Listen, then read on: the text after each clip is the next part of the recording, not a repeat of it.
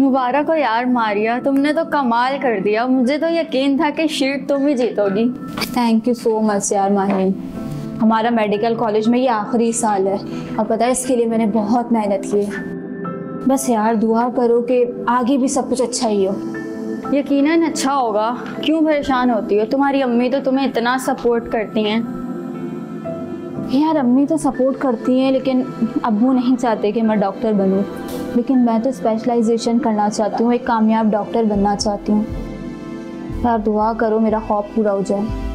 आमीन। आखिर इतनी टैलेंटेड डॉक्टर को घर तो नहीं बैठना चाहिए ना। चलो अब ट्रीट दो, कसम से बहुत भूख लग रही है। हाँ चलो कैंटीन चलते हैं। कैंटीन क्यों? तुम्हें क्या लगता है मैं तुम्हें इतनी आसानी से छोड़ दूंगी? बाहर चलते हैं कहीं, किसी रेस्टोरेंट। अच्छा भाई, मतलब तुमने आज मुझे लूटने का पूरा इरादा किया हुआ? जी हाँ, चलो अब। अच्छा भाई चलो।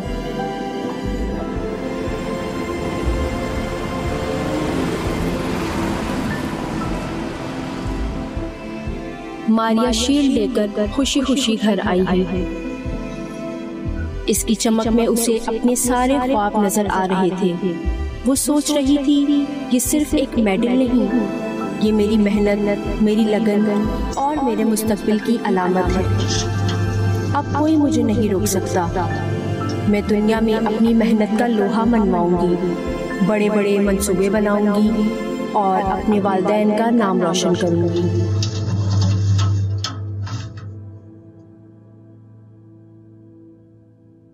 शबाना, टाइम देखा है आपने? मारिया अभी तक नहीं आई है। उसकी कॉल आई थी, उसको शीट मिली है, अपनी दोस्त को ट्रीट देने गई है। उसे वक्त का ख्याल तो रखना चाहिए ना। अरे अभी टाइम हुआ ही क्या है, आ जाएगी, बल्कि आने वाली है और आप टेंशन ना लें।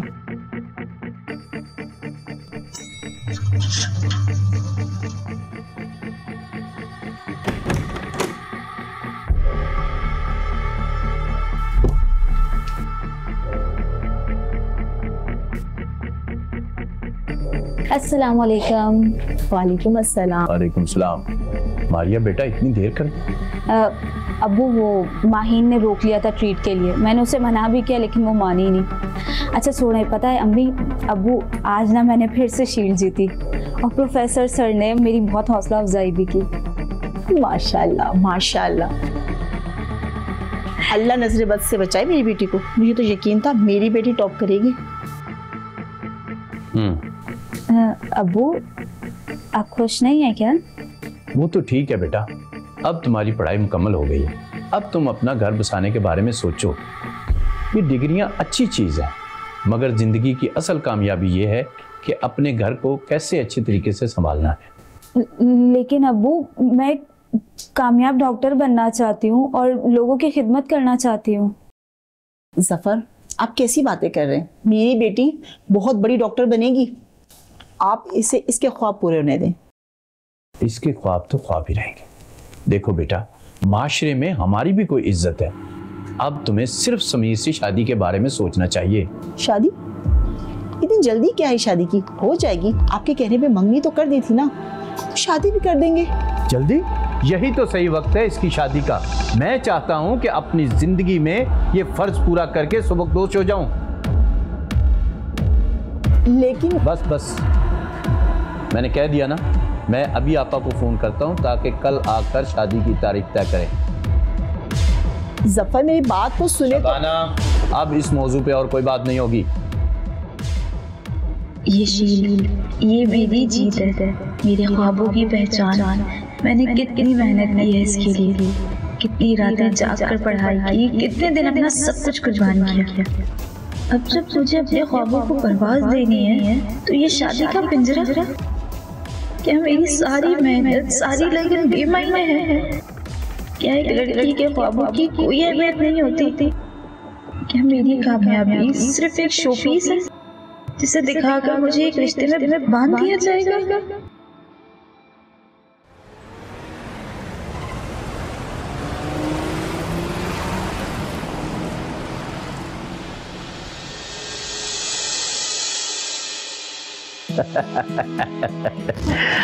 भाई आपने तो घर आना ही छोड़ दिया। मैं तो तरस गई हूँ आपको देखने के लिए। बस आपा क्या बताएं, टाइम ही नहीं मिलता। और ये इतना तकल्लुफ करने की क्या जरूरत थी? मैं कोई मेहमान हूँ हैं?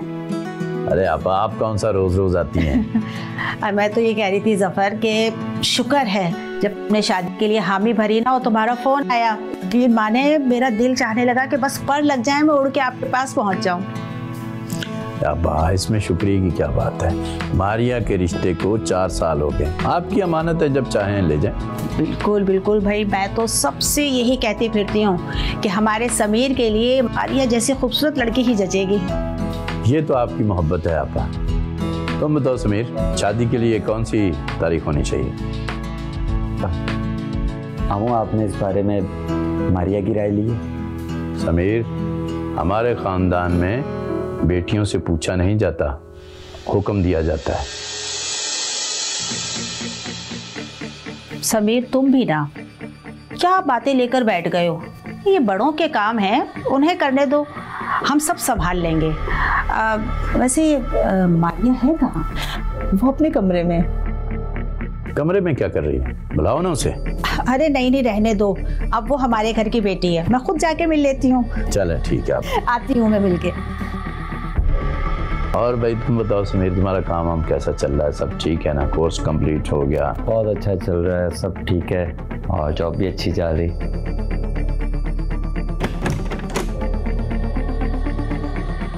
अस्सलाम वालेकुम पप्पू। वालेकुम अस्सलाम। जीती रहो, माशाल्लाह बहुत प्यारी लग रही हो। पता है मारिया, मेरे भाई ने ना मेरे दिल की मुराद पूरी कर दी। मैं शादी में हर चीज तुम्हारी पसंद की लेकर आऊंगी। भाई हम तो ठहरे पुराने जमाने के लोग, अब नया दौर है, नया जमाना, नया फैशन, तो मेरी बहू हर चीज अपनी पसंद की लेकर आएगी। है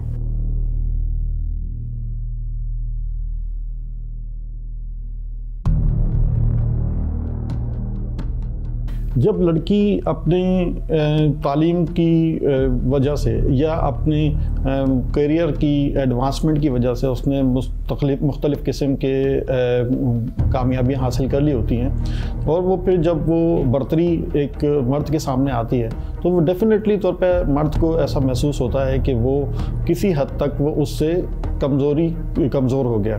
तो जिसकी वजह से डेफिनेटली तौर पे होता यह है कि एक फैमिली के अंदर आपस में झगड़े पैदा होते हैं और अना का टकराव होता है, और उसके साथ साथ जो है वो लड़की को फिर इस तरह से करना होता है कि अपनी उन तमाम चीज़ों को फोकस करना होता है जो उसके अंदर बेहतर हों, यानी उसको अपनी कम्युनिकेशन को बढ़ाना होता है, उसको अपने अंदर एक मजबूती पैदा करनी होती है, अपने एक सोशल सर्किल को जहाँ पे उसको सपोर्ट मिल रही हो उनको मजबूत करना होता है। और ये तमाम चीज़ें अगर नहीं करती तो उसमें वो उस घर के मुख्तलिफ़ किस्म के झगड़ों का शिकार हो जाती है, और बहुत सारे ऐसे मसाइल पैदा हो जाते हैं जिसकी वजह से घर का माहौल काफ़ी ख़राब हो जाता है।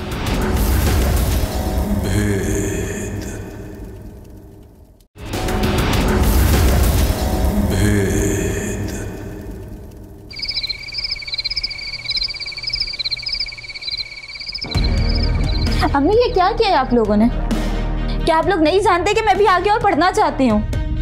बेटा, तुम्हारे अब्बू को मैंने बहुत समझाया है, लेकिन उन्होंने अपनी बहन को फोन करके बुला लिया। अब्बू क्यों मेरी खुशियों में रुकावट बनना चाह रहे हैं? अम्मी, दूसरों के वालिदैन तो अपने बच्चों की खुशियों में खुश होते हैं, लेकिन अब्बू?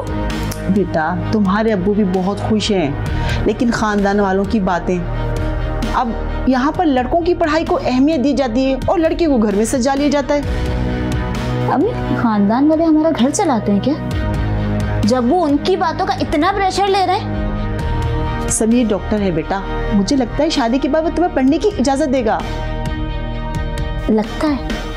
अम्मी, आप शायद भूल रही हैं, समीर इसी खानदान का मर्द है और वो अपनी माँ के खिलाफ ना कभी भी नहीं जाएगा।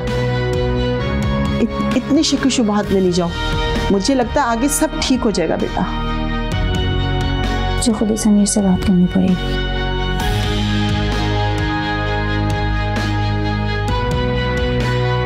लगता है मुझे समीर से खुद ही बात करनी पड़ेगी।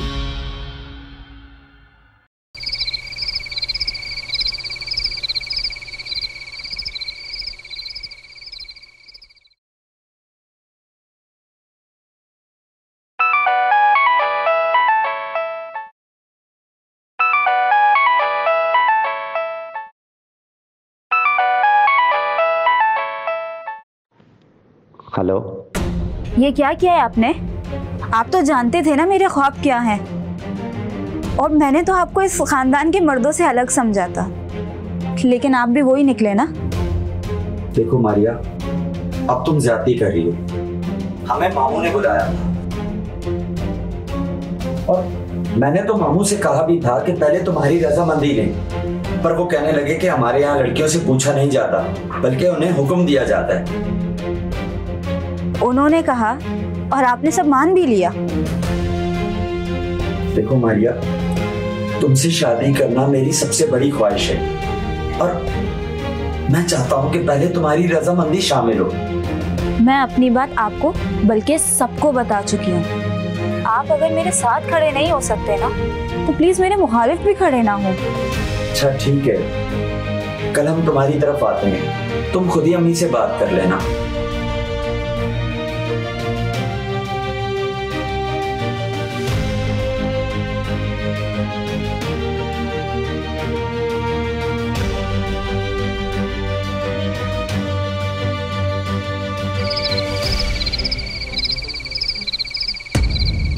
अस्सलाम वालेकुम पप्पू, कैसी हैं आप?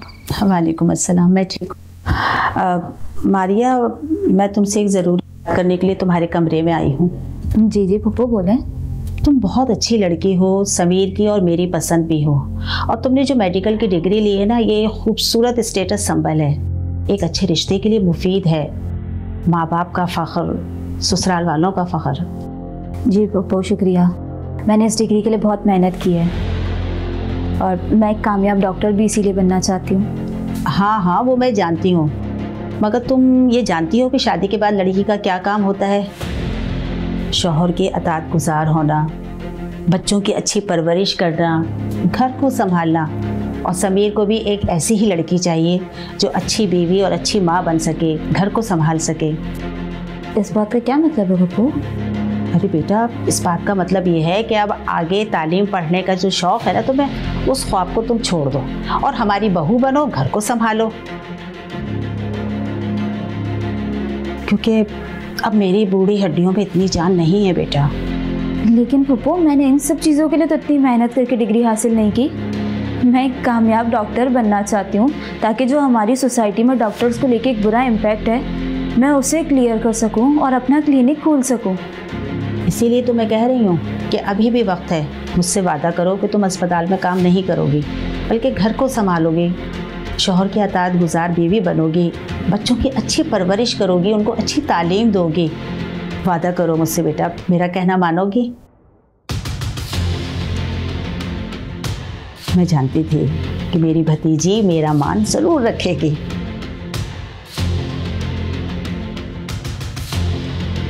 माफ़ कीजिएगा पप्पू, लेकिन मैं आपसे वादा नहीं कर सकती। डॉक्टरी मेरा जुनून है और मैं इसे किसी की भी ख्वाहिश के खातिर मैं अपने ख्वाबों को कुर्बान नहीं कर सकती। मैं एक अच्छी डॉक्टर के साथ एक अच्छी बीवी और एक अच्छी बहू बनने की सलाहियत रखती हूँ। मैं अपने ख्वाबों को कुर्बान नहीं करूँगी।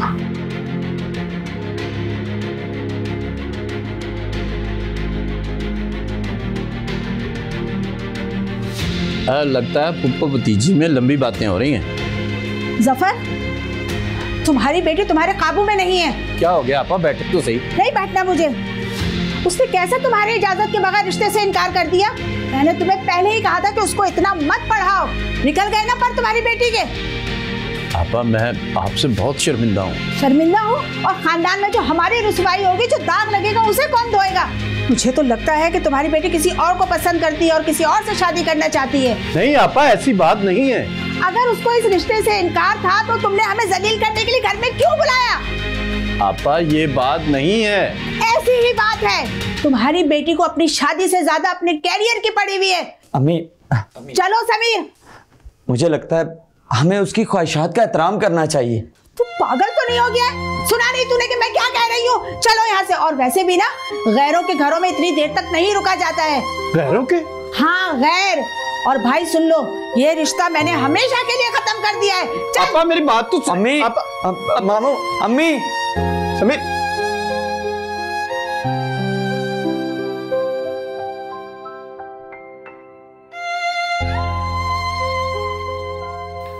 लोग अक्सर लड़कियों की कामयाबी से घबराते हैं, और जब लड़की कामयाबी हासिल कर लेती है तो उसके साथ साथ ये होना शुरू हो जाता है कि वो अपने आप को उससे कमतर महसूस करना शुरू हो जाता है, जिसकी वजह से उनके अंदर जो चैलेंजेस वो फील करते हैं उसकी बुनियाद पे वो मुख्तलिफ़ किस्म के रवैयों को जो कि नेगेटिव होते हैं उनका इजहार करते हैं। इस किस्म के नेगेटिव रवैयों को जब वो इजहार कर रहे होते हैं तो उसमें लड़की को चाहिए कि वो एम्पैथी का सहारा ले, इमोशनल इंटेलिजेंस का सहारा ले, और अपने तमाम कॉन्फ्लिक्ट की रेजोल्यूशन को बहुत प्रॉपरली हैंडल करने की कोशिश करें।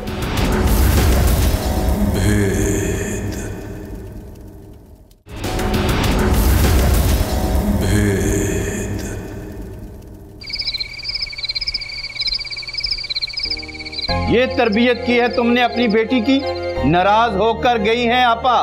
क्या जवाब दूंगा अपनी बहन को? सारे खानदान में गाती फिरेंगी, बात का बतंगड़ बनाएंगी। इसमें मारिया का क्या कसूर है? उसने तो सिर्फ अपने दिल की बात की है। आप लोग क्यों उसे मजबूर कर रहे हैं? पर बचपन से ही उसकी ख्वाहिश थी डॉक्टर बनने की। हाँ, सारी गलती मेरी है जो उसे मेडिकल की तालीम दिलवाई। हम उसे सही रास्ता दिखा रहे हैं, हमें क्या पता था कि उस रास्ते में जाकर वो हमारी मुखालफत पर उतर आएगी। नाराज होकर गई हैं आपा। क्या जवाब दूंगा अपनी बहन को? समीर से शादी नहीं हुई ना, इसी तरह उम्र गुजर जाएगी उसकी, कोई अच्छा रिश्ता भी नहीं मिलेगा। लोग क्या कहेंगे? हमारी बेटी की इतनी हिम्मत हो गई है कि उसने रिश्ते को ठुकरा दिया। ये जरूरी तो नहीं कि वो रिश्ता करे, चाहे वो खुश हो या ना हो। उसे अपनी मर्जी से अपनी जिंदगी के फैसले करने का कोई हक है। ये सब तुम्हारी ढील है, जो सब वो तुम्हारी शय पर कर रही है। तुमने ही उसे इतनी आजादी दी है। उसे भी तो हक दें अपने दिल की बात करने का।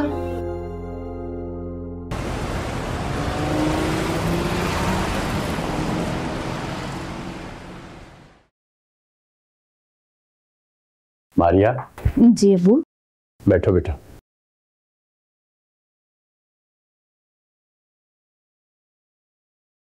बेटा मुझे तुमसे एक जरूरी बात कहनी। जी अबू कहिए।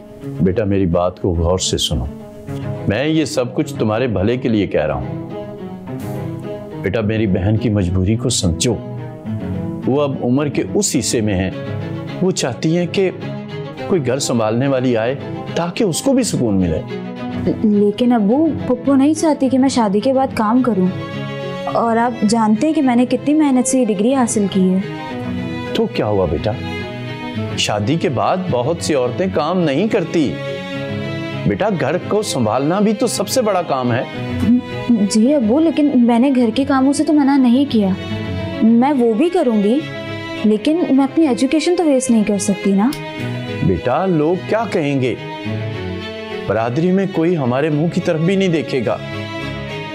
बेटा अगर ये रिश्ता खत्म हुआ तो बहुत से रिश्ते खत्म हो जाएंगे। मैंने अपनी बहन से रिश्ते का वादा किया था बेटा। मैं समझ सकती हूँ अबू, मुझे परवाह है आपकी इज्जत की, लेकिन मेरी खुशी, मेरे ख्वाब, उस सब का क्या? तुम्हारी खुशी, तुम्हारे ख्वाब, तो मेरी इज्जत का क्या है?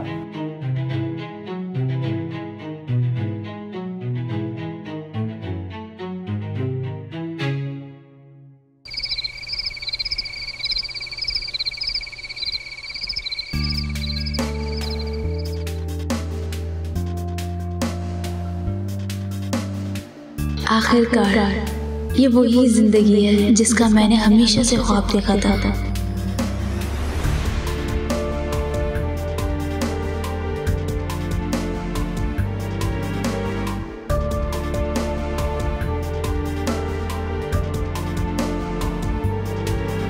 लोगों की मदद करना, उनके दर्द को कम करना, उन्हें उम्मीद की किरण दिखाना, ये सब एक गोल्ड मेडल जीतने से ज्यादा इत्मीनान बख्श है।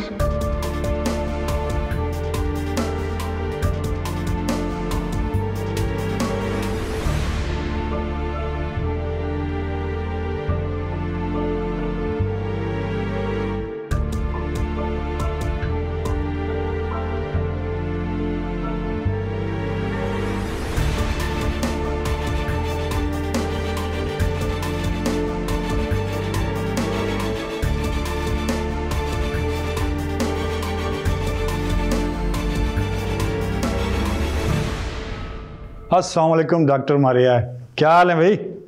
अल्हम्दुलिल्लाह मैं ठीक हूँ सर, आप बताइए आप कैसे हैं?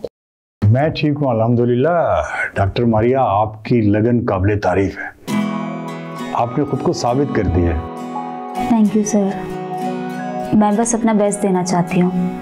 बिल्कुल, आप जैसे लोग इस कौम का फख्र हो। आपको काम करता हुआ देखता हूँ तो मुझे अपना वक्त याद आ जाता है। मैं भी बहुत लगन से काम करता था और आज एक कामयाब सर्जन हूँ। जी सर, आपकी गाइडेंस में मैं काम करके बहुत अच्छा फील करती हूँ और थकन तो बिल्कुल महसूस ही नहीं होती है। गुड, मैं आपके काम से बहुत खुश हूँ। इंशाल्लाह आप बहुत आगे तक जाएंगे। Thank you sir. जब एक लड़की तालीम हासिल कर लेती है तो और वो फिर मुख्तलिफ़ किस्म के चैलेंजेस का शिकार होना शुरू हो जाती है, क्योंकि वो मर्द की अना को ठेस पहुंचा चुकी होती है। मर्द जो है इस वक्त वो ये चाहता है कि लड़की एक तो अच्छा काम भी करे और कमा के भी लेके आए और एक उसकी अच्छी हैसियत भी है, और उसके साथ साथ वो तमाम काम सर अंजाम दें जो कि एक घरेलू खातून अंजाम देती हैं। तो जब ये दोहरा मयार मर्द की तरफ से होता है या माशरे की तरफ से होता है तो ये लड़की के लिए इसको दोनों को साथ लेके चलना बहुत मुश्किल हो जाता है। तो इसमें ये होता है कि लड़की को फिर अपनी दोनों तरफ ध्यान देना होता है और दोनों मामलात को बैलेंस करके रखने की कोशिश करनी होती है। ये एक नो डाउट एक बहुत चैलेंजिंग सूरत हाल होती है लड़की के लिए। तो ये जो दोहरा मायार होता है इसका ना सिर्फ उस फैमिली को ख्याल रखना चाहिए कि किस तरह से उस लड़की का को बैलेंस रखने में मदद दी जाए, बल्कि लड़की खुद भी अपने तौर पे बहुत बेहतर फैसले कर सकती है अगर वो मुनासिब समझे तो।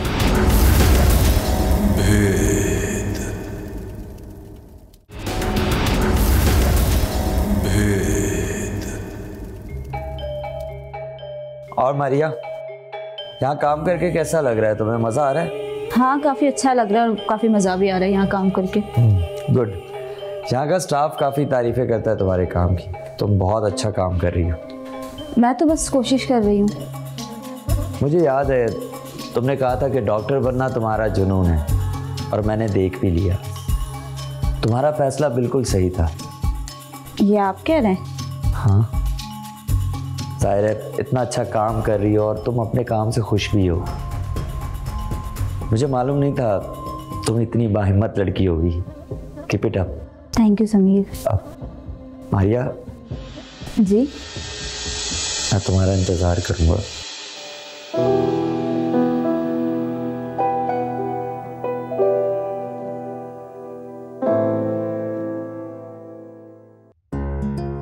हमें नए चैलेंजेस का सामना करने के लिए जदीद टेक्नोलॉजी को अपनाना होगा, लेकिन इंसानी हमदर्दी को कभी भी नहीं भूलना चाहिए। उसकी आवाज में पुख्तगी और एतमाद था। कॉन्फ्रेंस हॉल में मारिया ने पुरजोश अंदाज में अपनी बात जारी रखी। डॉक्टर साहिबा, मेरा मानना है कि हमें न सिर्फ इलाज पर तवज्जो देनी चाहिए, बल्कि मरीज की जज्बाती और नफ्सियाती हालत पर भी ध्यान देना चाहिए, क्योंकि अक्सर औकात मरीज की अंदरूनी कुव्वत ही उसे बीमारी से लड़ने की ताकत देती है। उसके वालिद घर में टीवी पर उसे देख रहे थे।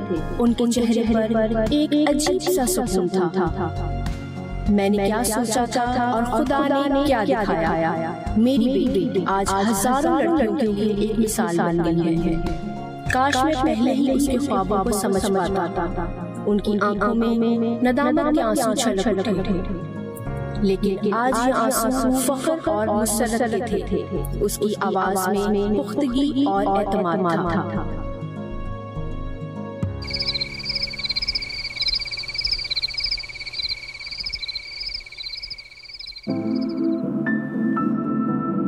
अस्सलाम वालेकुम अब्बू, आप यहाँ? वालेकुम सलाम। अरे बेटा, मैं तो तुम्हें देखने आया था। मैं तो सोच भी नहीं सकता था कि तुम इतनी बड़ी डॉक्टर बन जाओगी कि लोग तुम्हारी तारीफें करते हुए नहीं थकेंगे। आपकी दुआएं अब्बू। मैं आपसे माफ़ी मांगना चाहती हूँ, आपकी मर्जी के खिलाफ काम किया ना।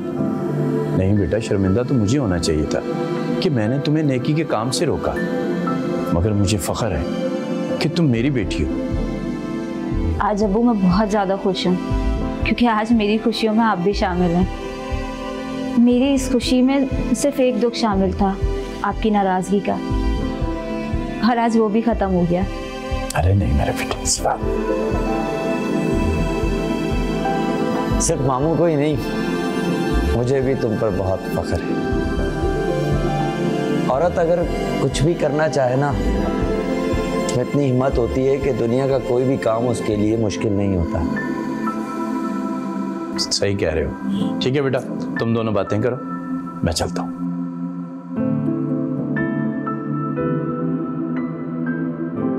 शहर की सबसे खूबसूरत और नई डॉक्टर को मुबारकबाद देने के लिए अपॉइंटमेंट तो नहीं लगेगा? सच कहूँ समीर, तो मुझे अभी तक यकीन ही नहीं आ रहा कि मेरा ख्वाब पूरा हो गया और कोई नाराज भी नहीं है मुझसे। तुम्हारा ख्वाब तो पूरा हो गया, लेकिन मेरा एक ख्वाब अब भी बाकी है। कैसा ख्वाब?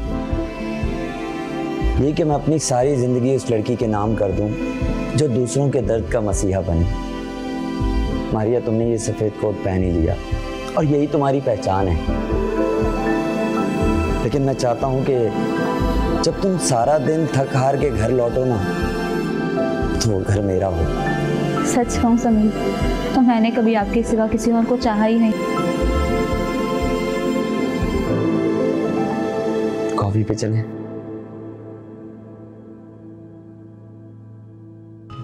सबसे पहले तो लड़की को ये देखना होता है कि उसको सेल्फ अवेयर हो, वो उसको पता होना चाहिए कि वो कितना उसके अंदर सलाहियतें हैं और वो कौन सी कामयाबियां जो हैं उसको मज़ीद साथ दे सकती हैं।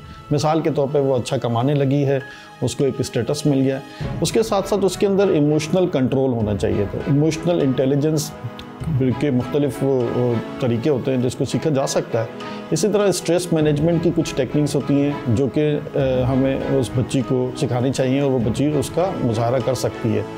इसके अलावा उसके साथ ये भी हो सकता है कि वो कॉन्फ्लिक्ट रेजोल्यूशन स्ट्रेटजीज़ को अंडरस्टैंड करें। मुख्तलिफ़ किस्म के लिटरेचर अवेलेबल होते हैं जिसकी बुनियाद पे वो उन तमाम स्ट्रेटजीज़ को का सहारा लेते हुए अपने मसाइल को सॉल्व करने की कोशिश करें। जब कुछ पेरेंट्स अपनी बच्ची को पढ़ाते हैं, उसको मुख्तलिफ़ किस्म के सहूलियात प्रोवाइड करते हैं जिससे वो माशरे में एक अच्छा मकाम हासिल करती है, और उसका जिसके घर वो जा रही है शादी होकर, अगर वो भी उसके लिए सपोर्टिव है, तो ये तो एक बहुत अच्छी कॉम्बिनेशन है। लेकिन उसके साथ साथ जो पेरेंट्स की जो एक्सपेक्टेशंस होती हैं दूसरी, कि वो घरेलू लड़की के तौर पे भी बहुत अच्छे किरदार अदा करे, तो इसमें ये होता है कि जो घर वाले हैं और जो शौहर है या होने वाला शौहर है, वो भी ये देख ले कि उस बच्ची के ऊपर इतना लोड ना हो जाए, उसको इमोशनल सपोर्ट दे, उसको सोशल सपोर्ट प्रोवाइड करे कि वो मज़ीद कामयाबियाँ हासिल करती रहे।